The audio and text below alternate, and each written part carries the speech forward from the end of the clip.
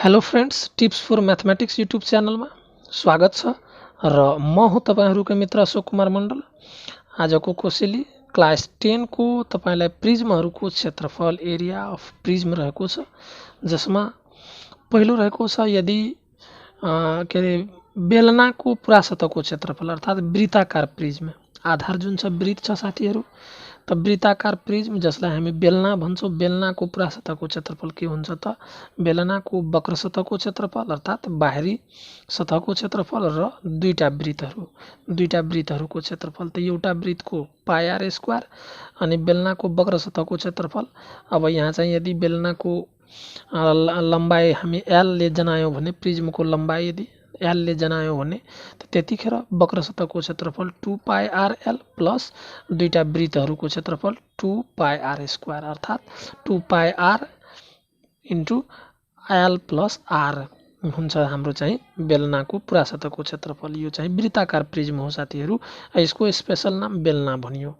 त्यस्तै 2 नम्बरमा आयताकार प्रिज्मको पुरा सतहको क्षेत्रफल। यदि आधार आयताकार छ भने, आयताकार छन् भने त त्यसरी यहाँ चाहिँ हामी लम्बाई चौडाई र उचाइ यदि भन्ने हो भने त आयताकार प्रिज्मको पुरा सतहको क्षेत्रफल टोटल सर्फेस एरिया है रहेको छ हामीलाई 2 into L plus L into B plus B into H plus L into H. किनभने यहाँ चाहिँ आयताकार प्रिज्मको सबै सतहहरू जुन पनि सतह छन् 6 वटा सतह भएको कारणले चाहिँ दुईटा बराबर सतहहरू अर्थात् सम्मुख सतहहरू के हुन्छन् त बराबर हुन्छन् साथीहरु। त्यसैले एल एच यदि एल बी लाई लिने हो भने त्यो पनि तलको भाग र माथिको भाग हुन्छन् भने, त्यस्तै बी एच लाई लिने हो भने त यहाँ चाहिँ हामी पाउँछौं दुईटा सतहहरू बराबर। त यसरी हामीलाई पुरा सतहको क्षेत्रफल 2 into L B plus L H plus B H हुन्छन् साथीहरु। त्यस्तै घनाकार प्रिज्म यदि घनाकार छन् भने अर्थात् वर्गाकार छन् भने, प्रिज्मको सतह यदि के अरे आधार चाहिँ वर्गाकार छन् भने त्यस्तो अवस्थामा त 6 वटा सतहहरू भएको कारणले 6l स्क्वायर वर्ग एकाइ हुन्छ साथीहरु।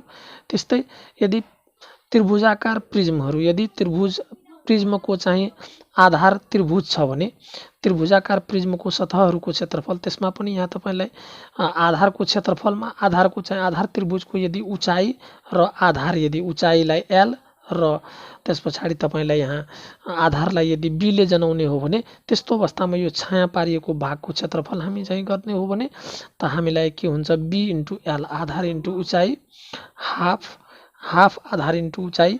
त यहाँ हाफ आधार इन्टु उचाइ अर्थात् बी इन्टु एल भयो। त दुईटा त्रिभुज हुने भएको कारणले 2 ले गुणा गरियो, 2 काटियो अनि त्यस पछाडि हामीलाई त्यसको चाहिँ के अरे त्यस पछाडि प्लस अनि तपाईलाई आधार त्रिभुजको परिमिति इन्टु उचाइ पनि गर्दा हुने हो अर्थात् A plus B plus C into H अर्थात् पी भनेको परिमिति हो, पी बराबर A plus B plus C हुन्छ साथीहरु, तीनटै भुजाको योग र एच भनेको प्रिज्मको उचाइ भयो साथीहरु।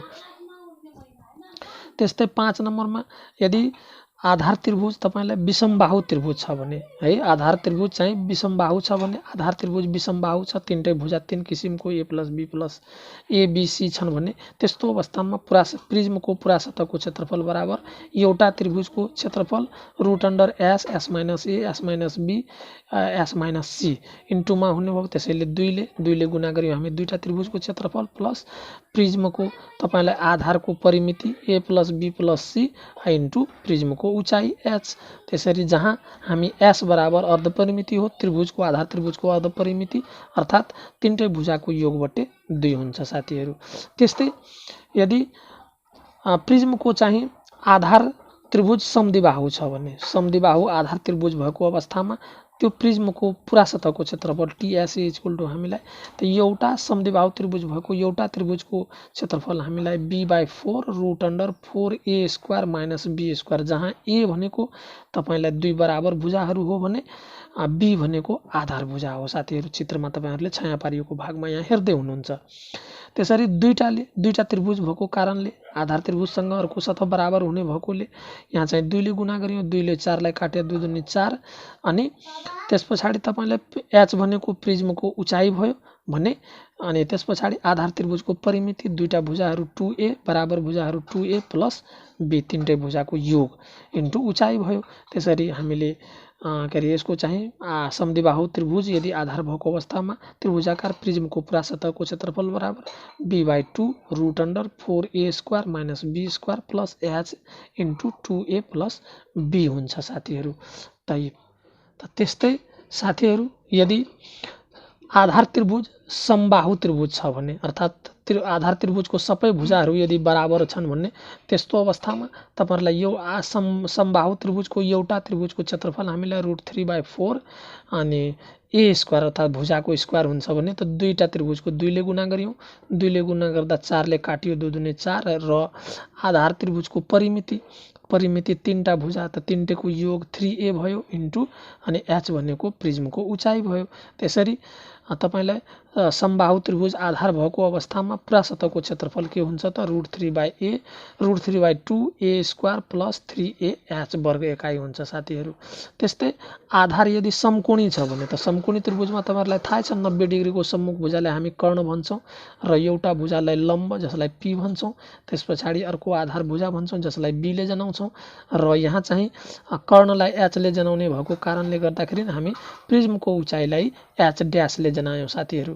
त यसरी हामीलाई आधार त्रिभुज यदि समकोणी छ भने त समकोणी त्रिभुजको क्षेत्रफल हुन्छ हाफ p इन्टु b अर्थात् लम्ब इन्टु आधार। त्यसरी दुईटा त्रिभुज भएको कारणले 2 ले गुणा गरियौं, 2 2 काटिन्छ जहाँ हामीलाई p इन्टु h हुन्छ, p इन्टु b हुन्छ साथीहरू। त्यस्तै प्लस हामीलाई अनि आयताकार सतहहरुमा त यहाँ चाहिँ आधार त्रिभुजको परिमितिमा लम्ब प्लस आधार प्लस कर्ण अर्थात् p plus b plus h into अनि प्रिज्मको उचाइ भनेको h ड्यास ले गुणा गरियौं भने त्यसरी हामीलाई समकोणी त्रिभुज आधार भएको बेलामा त्रिभुजाकार प्रिज्मको सतहको क्षेत्रफल पुरा सतहको क्षेत्रफल हामीलाई के हुन्छ त p into b plus p plus b plus h into h dash हुन्छ साथीहरू। त्यस्तै यदि प्रिज्मको आयताकार सतहहरूको क्षेत्रफल निकाल्नु पर्यो भने आयताकार सतहहरू त यहाँ त्रिभुजाकारमा तीनटा आयताकार सतहहरू हुन्छन् साथीहरू। आधारको परिमिति अर्थात् आधारको परिमिति तीनटै भुजाको योग इन्टु प्रिज्मको उचाइ हुन्छ p इन्टु h हुन्छ, जुन हामी हरेक बेलामा यहाँ कुरा गरिसकेका छौं। त्यस्तै हामीलाई कुनै पनि प्रिज्मको आयतन यदि निकाल्नु पर्यो भने आधार जुन हुन्छ त्यो आधारको चाहिँ क्षेत्रफल इन्टु उचाइ जहिले पनि गर्नुपर्ने हुन्छ। त आधारको क्षेत्रफल हलिक प्रिज्ममा मैले कुरा गरेकै छु, स्पष्ट पारेकै छु साथीहरू।